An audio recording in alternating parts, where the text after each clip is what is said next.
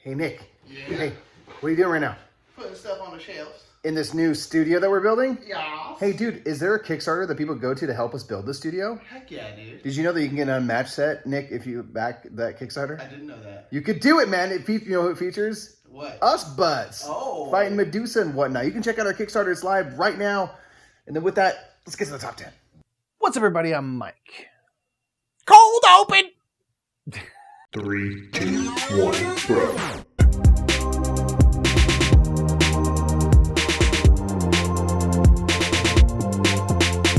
That's right. That cold open was not expected by anybody.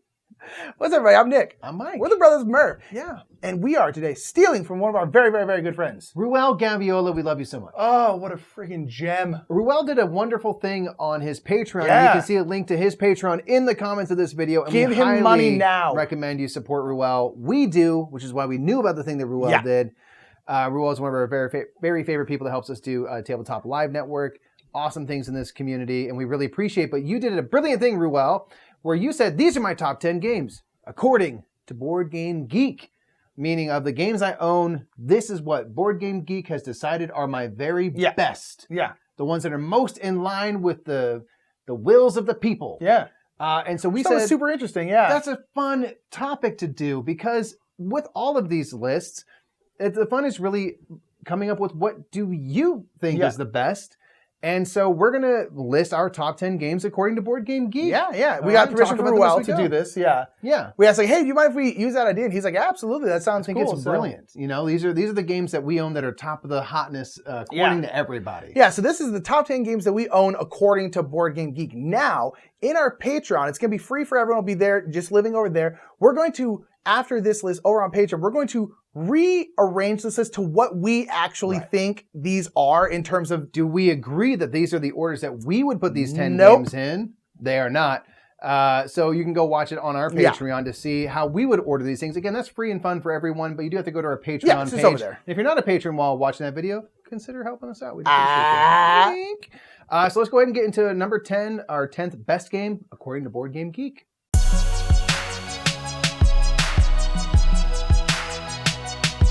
Like number 10 should be higher, Mike. I totally agree with you. That it's this low. Number 10 is A Feast for Odin, which is 21 what are you thinking, overall. people who rank games on BGG? But our number 10 is number 21, so you can tell that these games are going to be very high on the overall list.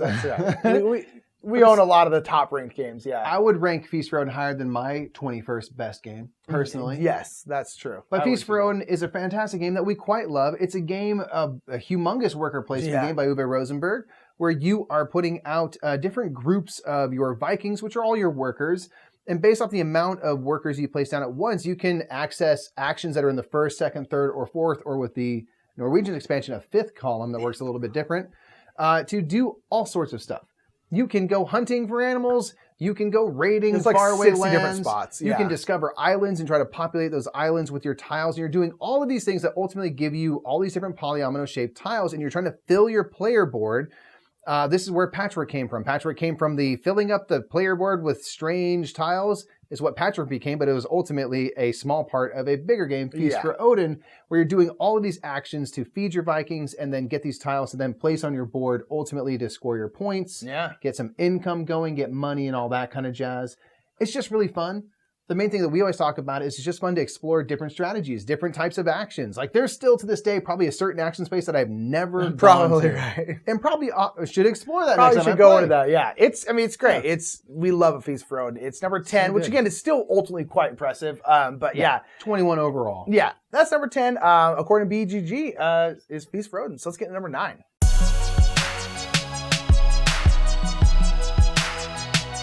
Number 9 is one above it in the BGG rank. It's number 20 overall, and that is Wingspan, which is our number 9. Great game. Great game. Love Wingspan. Fantastic game. Yeah, and honestly, like I don't remember where, but it's like this is it's Wingspan is great. I think it deserves to be this high on the BGG list.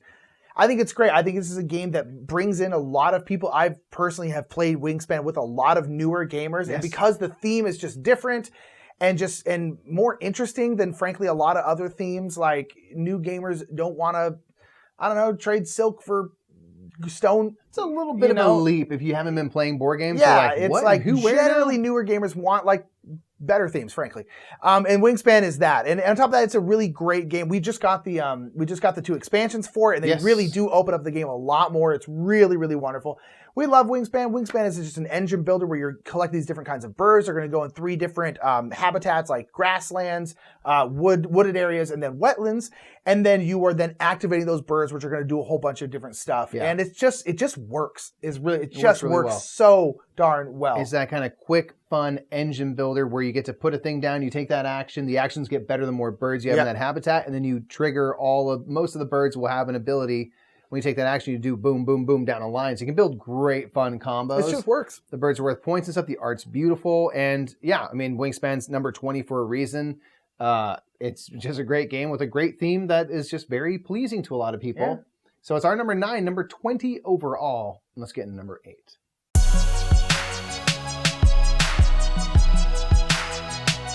So we're jumping up a couple of numbers here. Our number 8 or 9, 8, what number are we on? 10, 9, 8 is 7 Wonders Duel. I wanted it to be 7. Yes. 7 Wonders Duel. More satisfying it was 7. Right, is at 17 overall.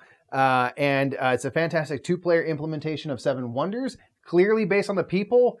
People like 7 Wonders Duel more than 7 Wonders. Because it's a better game. We agree with that sentiment. Both are very highly rated, but 7 Wonders Duel is a fantastic tactical 2-player card drafting game where you build out a pyramid of cards, and now you're taking one of the available cards, paying any money if you don't have the production to buy it.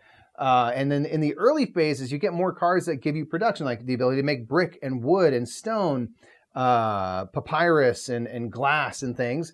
And then you can in the later games, in the later rounds of the game, rather, as the cards start to have these little more resource requirements, you hopefully have built up some production to keep costs low. I think you can also spend money to cover what you don't have. Yeah, I think this is one of the first engine builders we ever played.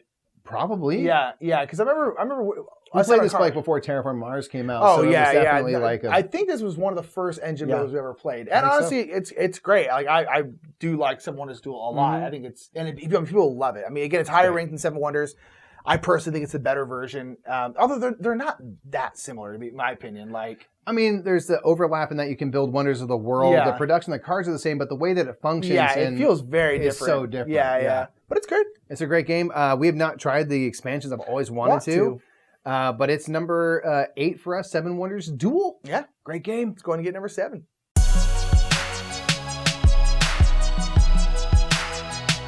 Number 7 is Castles of Burgundy, which is number 15 overall on BGG. So again, we're already getting close to the top 10 here. And Castles of Burgundy is great. This is a game that classic. This is almost like this is the definition to me of a classic game. Classic, I know it's a modern classic. Yeah, whatever, But the classic Euro game, it's like this is it. And honestly, if you haven't played Castle of Burgundy, try it. It really is. This is a game when we first played it, I was for a long time because it just doesn't look fun. I'm not gonna lie. Yeah. It doesn't look fun. It's pretty dry. Nowadays, I know enough about board games that I can look at a game like Castle of Burgundy and go, ooh, because we both like Euros. We're fine with very dry Euros. So I'm nowadays, ooh, I think I'm gonna like that.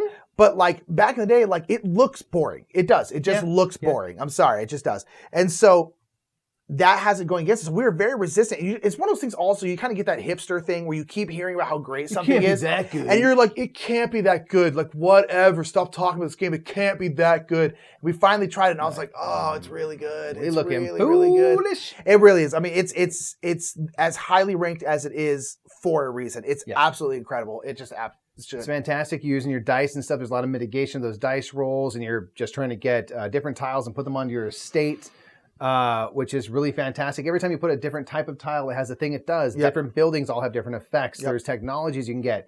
You can get big groups of animals. The more of the same type of animal you put next to other animals, you score more points. Every time you complete a region where there's 3 or 4 of the same color tile space, and you fill that entire area, you get bonus points there. Points for everything. Points, the kind of point salad thing.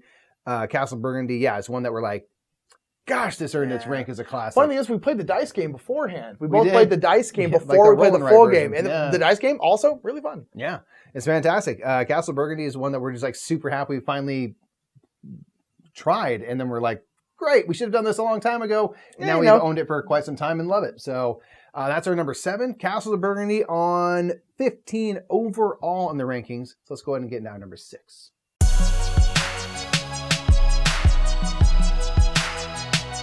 Our number 6 moves one whole spot, both in our rankings and the overall rankings at 14. It is Scythe. Yeah. Scythe, the Stonemaier juggernaut. It is. I mean, people freaking love it. You know, Scythe is a big old game. It's interesting because it's big, like looks very like dudes on a map and area control, and it's really not. It's kind of like a resource management Euro game. Euro game. We've always heard it described as a Cold War game where there's always the threat that battles will break out. And there will be some fights in a game, but it's not just like arm up and nuke each other. You do have these big mechs, but your mechs just like move your farmers around, and then they can sort of fight each other, but it's like mostly they're like farming mechs, which is cool. And in this game, you are doing these different actions going back and forth, and you're doing this to produce resources on the land based off where your workers are. You can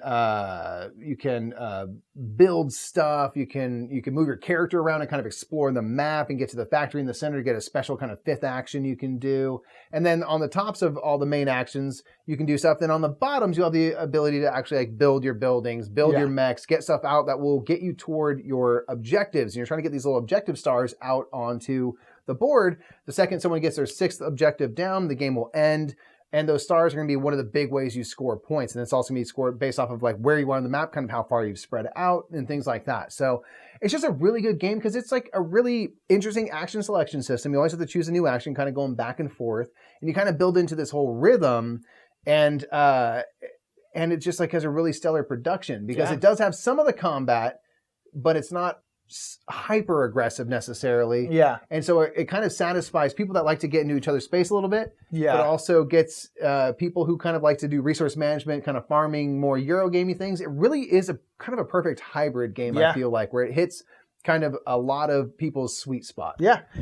It just works. I mean, honestly, I do really like Scythe a lot. It's never going to be one of my favorite games. And this is a game I would never play very often, but like, I like it a lot. Yeah, it's a game you'll see all the time still because every con it's just played. Yeah, and why not? Like a con would be a great place to play a big old game of Scythe. So I can hardly blame people for doing it. But Scythe is our number 6, number 14 overall. So let's get into number 5.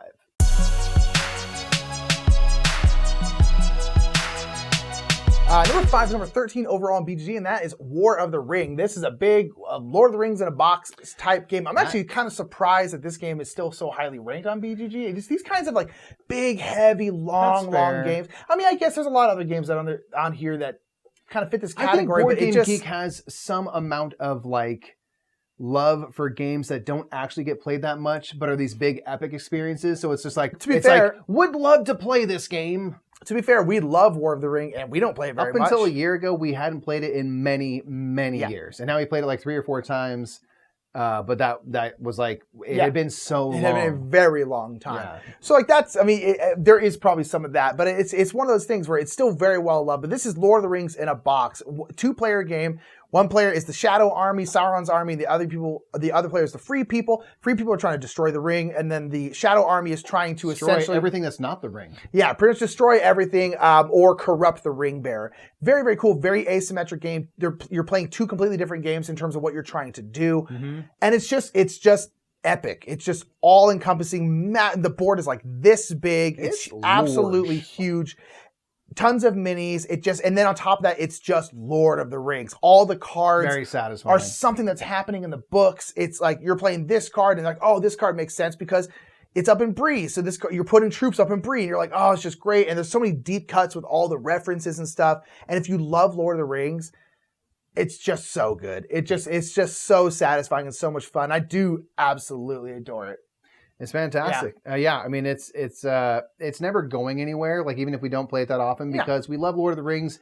It's a big piece of art. There's the fan references, like all those things you said are just so great. You've also fully painted the armies and stuff, which is like super impressive. It's really solid. Yeah, it just is. It just is. It's a good one. It's number 6 overall for on our list right here. 13 on the overall rankings. Let's get number 5.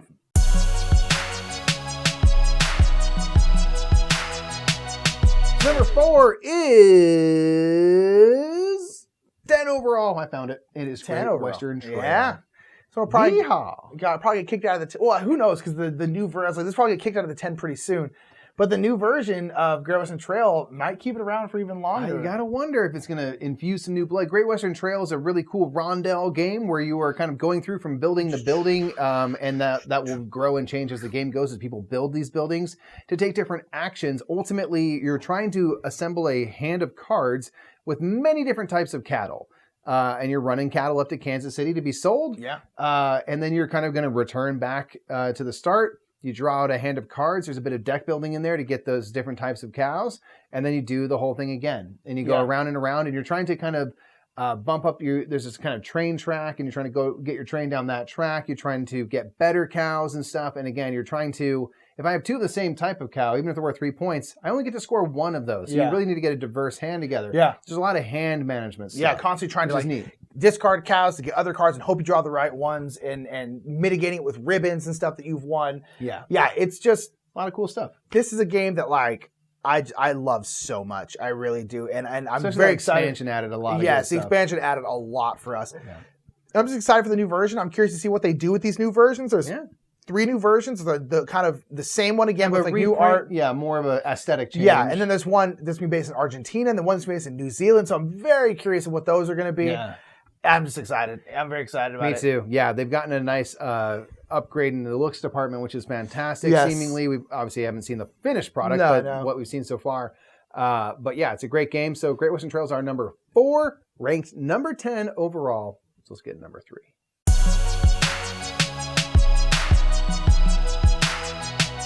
All right, so number 3 is number 4 overall. Which is it, 3 or 4? And that is Terraforming Mars. So for on our list, it's number 3. Right. Terraforming Mars.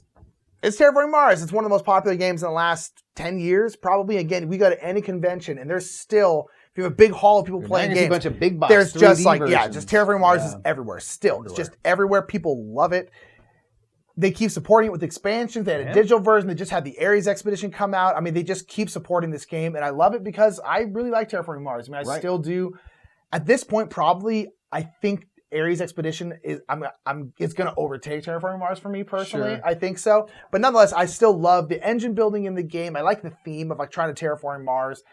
I don't know. This game just works. It's just an engine builder that absolutely works. Yeah, it's super fun. Again, one that right away when you first start to play it and stuff, you're like, this is very cool. It's very satisfying to build that engine. No matter what, even if you don't win, like you're not going to end the game where like, I can't produce anything. It's like, no, you 100% will. Yes. Like that's what this game is geared to do. And that's a very satisfying thing to be able to get all the steel, and do all these cool things, and to build out the map is neat to see you literally populate the map with stuff and put greenery tiles out. Yeah. And I bet you it's even more exciting with like those 3D tiles. Must be very cool looking. Yes, I'm sure it'll be very cool to play. Yeah. So Terraforming Mars is our number 3. It's number 4 overall. So let's get down number 2.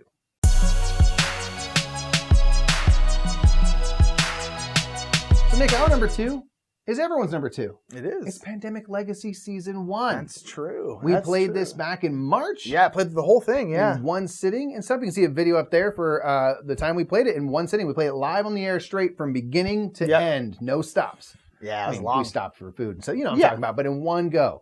Pandemic Legacy Season 1 was like when we were relatively early in board gaming. This was like one of the first games that just like took over. It was a phenomenon. The hobby. And I mean, shot to number 1 on Board Game Geek, stayed there for a very long time, and clearly has not slipped very far. No, it sure hasn't. And I remember that being like, whoa, like what is this game? And like, granted, we got into board gaming because of pandemic, so we're like, vanilla pandemic. wait, there's a version, but you only play it one time, and like, and you tear stuff up, and like what? And like, so it was like, for where we were in the hobby there was a lot of new. Yes. First of all, like Board Game Geek and things and the hotness and all this and that and legacy games. And so we finally got to play it. We'd played like half of it a couple years ago, 2-3 years ago. And then we finally got to play it fully. Yeah, start to finish. And going through start to finish, and especially seeing some of the things that happen story-wise, which we won't spoil in case you want to, if you're late to the party like we were, I was just like, I get why people were like, holy crap, and like really into it because it did some things that objectively up until that point, board games had never done. Yeah. And that is really cool. They're like, no, they knocked it out of the park. They did something completely new. And so yeah, and here it is at number 2, and like it's one of our greatest board gaming experiences was playing through all of that in one sitting. It was just fantastic and epic, and the twists and turns were crazy. Yeah, we just played all of Pandemic Legacy Season 0 again, all live on Twitch. Took us like 16 hours to play it all in one sitting. Fun. So much fun. I mean, these kinds of games are just they're incredible. They're incredible feats of design. Yeah, they're so cool. They're just fun. They're just fun. Pandemic Legacy Season 1, like Mike said, it took over the world for a little while. At least the gaming world, of course. You know, it's just like it was incredible. It was really incredible. I mean, it was so, and it's really fun. Mega epic. So that is Pandemic Legacy Season 1, number 2 overall. Our number 2. We still have 1 to go, and there's only 1 game that could be higher, so I'll bet you'll never guess what number 1 is.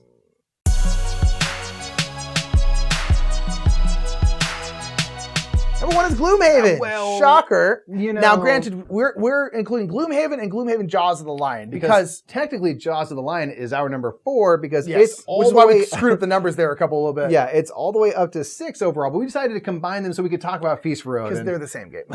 but Jaws of the Lion is fantastic. So just know that it's great. Both those were technically on our list, but we changed it up for variety's sake. Exactly. But it's Gloomhaven. I mean, again, as Pandemic Legacy shot to number 1, then Gloomhaven came along a couple years later and was just like all the way to the top. Similar to like how Pandemic Legacy earned its spot, Gloomhaven did something that has not been done. Yeah, it again took over the world and still kind of is. I mean, people are still playing Gloomhaven Jaws of the Lion is so good and people are playing that now. Frosthaven will be coming out at some point. That's going to take over board gaming for a while. There's the real possibility that 3 of the top 5 games will be Gloomhaven. They'll be Cephalofair products. There will be, I think, once Frosthaven comes out, unless Frosthaven is bad, which I can't imagine it will be. I don't think it will be.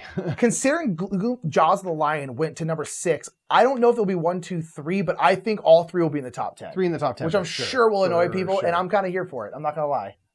But at the same time, shouts out to Isaac Childress for freaking just crush and just flexing on the list. You know, I mean, it's great. Gloomhaven is amazing. It's a giant campaign game where you have mercenaries that you're playing and you're leveling them up, but eventually they'll retire and you have to get new ones. And this is another game where I was kind of like, is it that good? Like, do people, because it's expensive, so we were like, we're not going to buy it. And actually, a wonderful follower actually got it for us, which was like, it was like for Christmas. They were like, hey, for Christmas, like you guys stuff, I'm going to get you Gloomhaven. We were just like, holy crap, thank you so much. It was just incredible.